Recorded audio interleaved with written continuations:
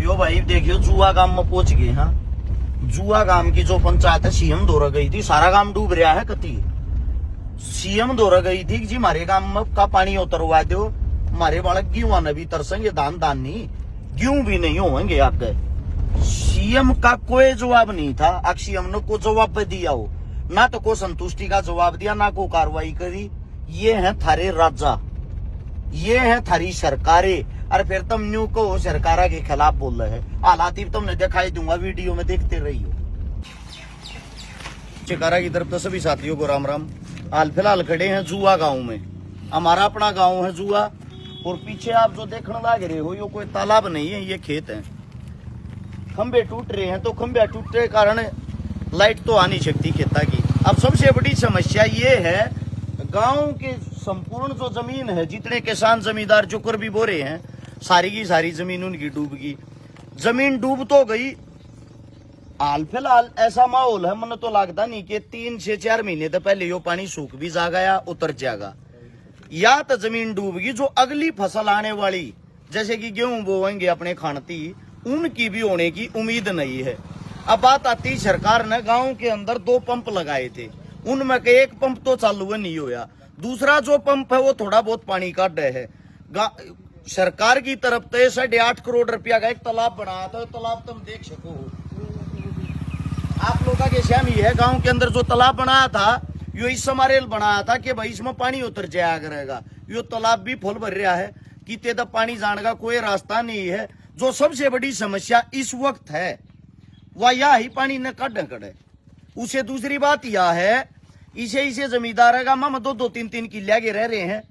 और कुछ आदमी ऐसे हैं 70% जो बाधे पे किले लेकर खर्चा करके जब दान ला रहे हैं। एक तो बाधा देना, ऊपर तक फसल मर गई, ऊपर तक अगले फसल की उम्मीद नहीं। अब किसान के पास चारा क्या है?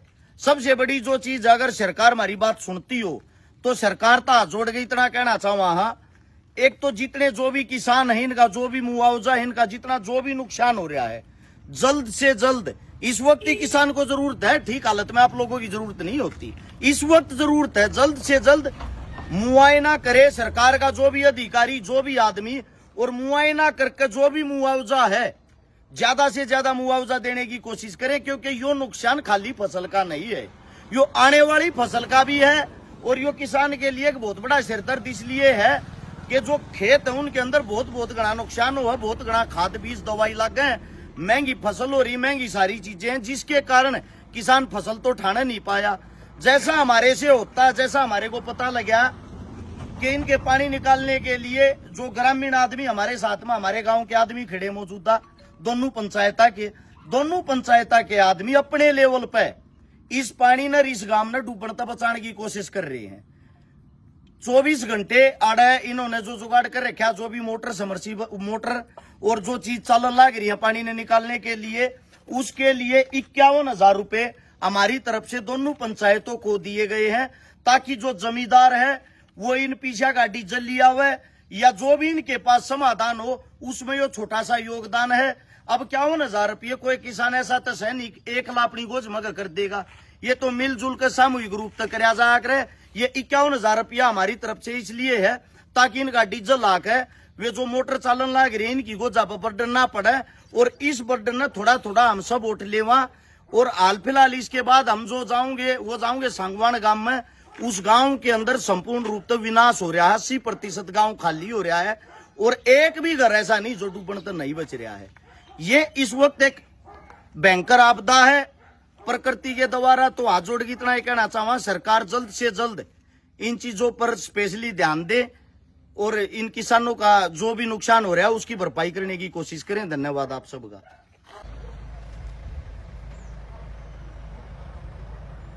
यो भाई 8 करोड़ रुपये लगा के निर्माण कराया था, पानी निकालते इसमें खुद में पानी भरिया पड़ा है। ये मोटर बंद पड़ी है, एक मोटर चल रहा है, एक तकती चलती है कोना, उसमें थोड़ा थोड़ा पानी निकला है। पूरे 450 किले डूब रहे हैं आसपास के।